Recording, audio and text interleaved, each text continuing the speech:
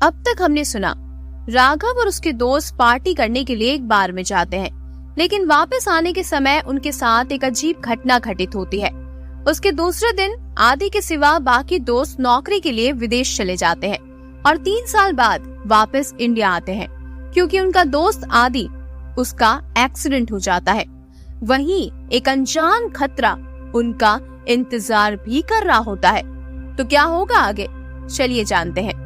राघव और कृति दिल्ली जाने वाली फ्लाइट में बैठ जाते हैं। वहीं उसी फ्लाइट में समीरा और फ्रेडी भी बैठे हुए हैं, लेकिन चारों इस बात से अनजान है।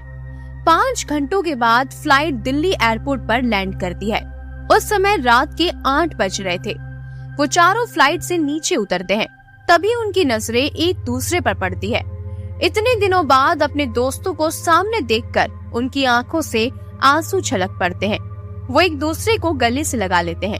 राघव बेचैन स्वर में बोलता है, कैसे हुआ ये, तुम्हें कुछ पता है क्या? तभी समीरा कहती है, नहीं यार, जितना तुम दोनों को पता है हमें भी बस उतना ही पता है। फ्रेडी ने कहा, हाँ, हमें बस एक कॉल आया था।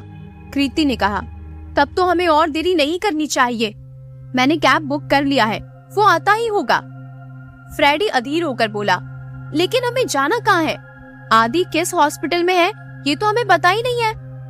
राघव अपनी चुप्पी तोड़ते हुए कहता है, हाँ, हमें उस नंबर पर दोबारा कॉल करना चाहिए। तभी राघव का मोबाइल बज उठता है। वो कॉल उसी आदमी का था जिसने आदि के एक्सीडेंट की खबर दी थी। राघव तुरंत कॉल रिसीव करके कहता है, हेलो। उधर से आवाज आई, आदि इस वक्त दिल्ली के सिटी हॉस्पिटल में एडमिट है, आप तुरंत यहाँ आ जाइए। आदि की हालत बहुत खराब होती जा रही है। मैं आपको लोकेशन भेज दूंगा। आप जब फ्लाइट से उतर जाए तो मुझे एक बार कॉल कर दीजिएगा, मैं एक टैक्सी वहाँ भेज दूंगा। राघव ये बता पाता कि वो लोग दिल्ली पहुँच गए हैं, उससे पहले ही वो कॉल कट हो जाता है।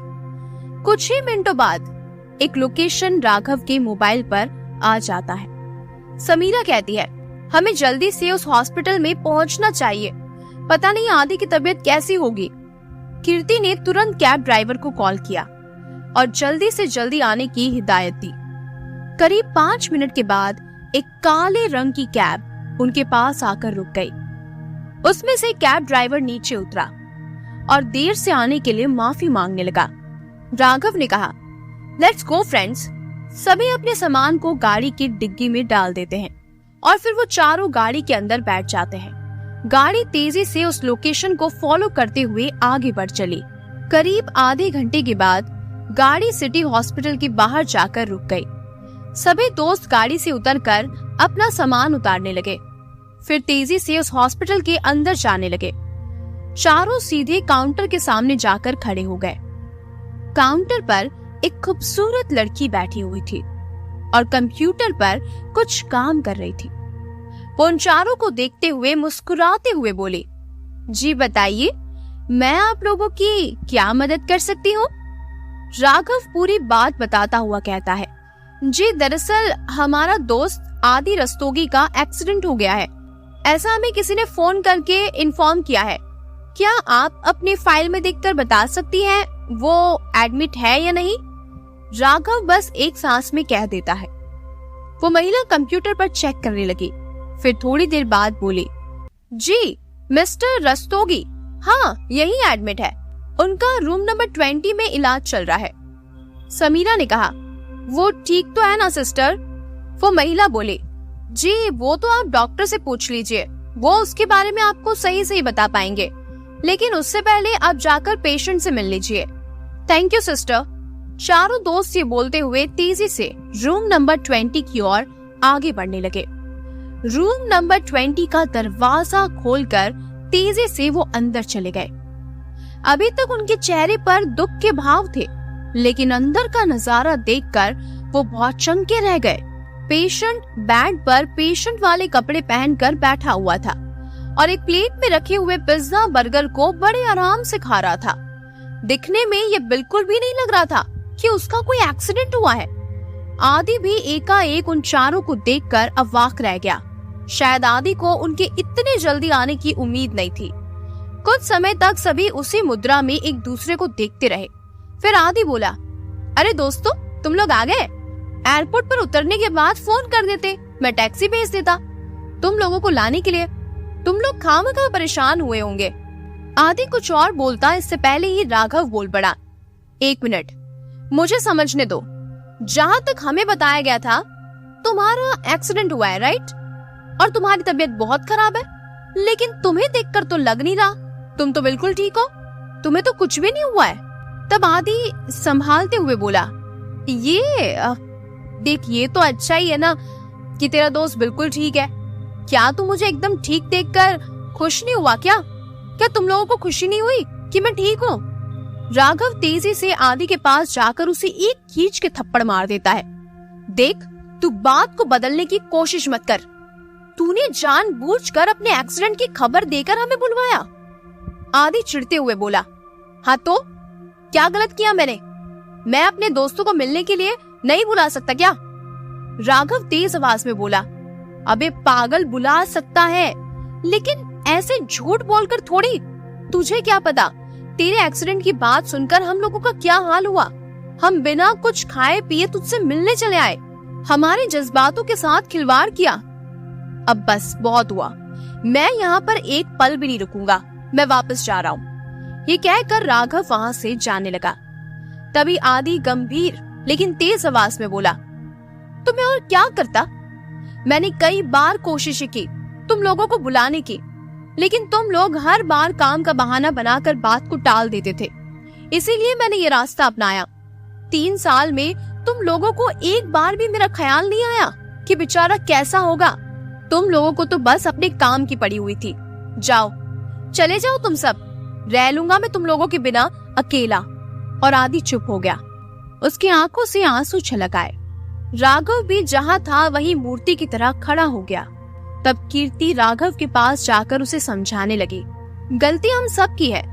माना आदि को ऐसा नहीं करना चाहिए था, लेकिन हमें भी उससे एक बार आकर मिल लेना चाहिए था। वो किस हाल में है ये तो हम जानते ही नहीं। वही समीरा और फ्रेडी भी राघव को समझाने लगे। फिर वो चारों आदि के पास जाकर खड़े हो गए। फिर अपने कान पकड़कर बोले, सॉरी यार, गलती हमारी है, हमें तुझे यहाँ अकेले छोड़कर नहीं जाना चाहिए था, हमें माफ कर दे। आदि भी माफी मांगते हुए बोला, मुझे भी माफ कर दो यार, मुझे भी तुम लोगों के साथ ऐसा मजाक नहीं करना चाहिए था। तब फ्रेडी हंसते हुए बोला, चल चल अब ये रोना बंद कर, और हाँ, दोस्ती में no sorry no thank you.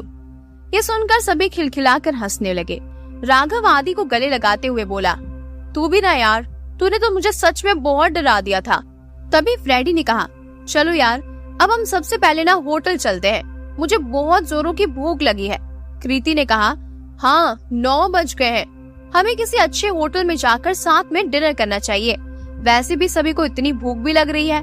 आदि कहता है, ओके गाइस, तो सब फ्रेश हो जाओ, हम दिल्ली के मशहूर होटल ताज होटल में चलेंगे। सभी दोस्त फ्रेश होने के लिए बाथरूम में चले गए। तभी आदि ने समीरा को रोकते हुए कहा, समीरा, मैं तुमसे कुछ बात करना चाहता हूँ। क्या तुम्हें वहाँ कोई शहरी बाबू मिल गया है? मुझे तो लगता है तुम मुझे भूल गई हो। तभी समीरा ने कहा, हाँ मुझे तो मिल गया है, और पता है बहुत स्मार्ट है और मेरा बहुत ख्याल भी रखता है। वैसे भी जो मुझे एक बार भी कॉल नहीं करता, मैं क्यों उसे याद करूं?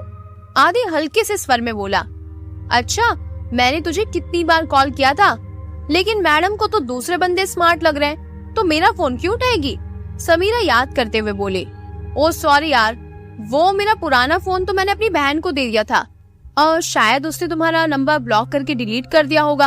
आदि और समीरा बात ही कर रहे थे, तब तक वो तीनों दोस्त भी वहाँ आ गए। फिर 5 दोस्त गाड़ी में बैठकर ताज होटल की ओर निकल गए। वहाँ पहुंचकर वो उस होटल के अंदर जाने लगे। आदि ने गाड़ी की चाबी दरबान को दे दी और मैनेजर से बात करके एक शानदार टेबल अरेंज करवा ली। 5 अपनी अपनी जगह पर बैठ गए और टेबल पर रखे मेन्यू कार्ड से अपने पसंद का खाना वेटर से मंगवाने लगे। इसके बाद बातचीत का सिलसिला शुरू हो गया, जिसमें सबसे पहला सवाल राघव का था। उसने आदि से पूछा, तो तुमने हमें अपने एक्सीडेंट का झूठा नाटक करके बेवकूफ बना दिया, लेकिन उस हॉस्पिटल के डॉक्टर को कैसे मनाया? आदि अपने घनी मूंछों को ताव देते हुए बोला, अरे तुम लोग जानते नहीं हो मुझे, मेरी पहुंच ना बहुत ऊपर तक है। बस पैसा फेंको और तमाशा देखो। मैंने पैसा दिया और नतीजा तो तुम लोग देख ही चुके हो। अरे वाह, तुम तो बड़े छुपे रुस्तम निकले। जरा हमें भी बताओ, आखिर कहाँ तक है पहुँच तुम्हारे? राघव ने पूछा। राघव और आदि एक दूसरे को आपस में छेड़ ही रहे थे। तभी कीर्ति उन्हें शांत करते हुए बोलती है, ओके गाइस, अब तुम पकाना बंद करो। उसके बाद सभी लोग डिनर करके गाड़ी में बैठ गए और गाड़ी तेजी से आदि के घर की तरफ आगे बढ़ने लगी। सभी दोस्त बात करने में मशगूल थे। तभी हवाएं तेज हो गई। काले काले बादलों ने चांद की रोशनी को ढक लिया। चारों ओर अंधेरा छा गया। आसपास चल रही गाड़ियां गायब हो गई। अब दूर दूर तक सिर्फ उनकी ही गाड़ी चल रही थी। एक बार फिर से गाड़ी उसी रास्ते से गुजरी जहां से 3 साल पहले गुजरी थी। उस जंगल से जंगली जानवरों की आवाजें मन में खौफ पैदा कर रही थी। उल्लुओं की आंखें रात में चमक रही थी। उनकी आवाजें तेज होती जा रही थी, लेकिन गाड़ी का शीशा लॉक होने की वजह से किसी को भी इस बात का अंदाजा नहीं था। तभी उस रास्ते पर सामने से 2 ट्रक एक साथ आते हुए नजर आने लगे, लेकिन इस बार वो दोनों ट्रक गाड़ी के बेहद करीब आ गए थे। तभी अचानक राघव की नजर उस ट्रक पर पड़ी। वो बुरी तरह चौंक पड़ा। उसे 3 साल पहले की घटना याद आ गई। वो लगभग चीखते हुए बोला, नहीं, फिर से नहीं। लेकिन इससे पहले कि वो कुछ कर पाते, दोनों ट्रक ने गाड़ी के चिथड़े उड़ा दिए। अब बस कुछ सुनाई दे रहा था तो वो था एक भयानक अट्टहास जो रूह को कपा रहा था। तो आगे क्या हुआ होगा? चलिए आगे की कहानी सुनेंगे अगले भाग में।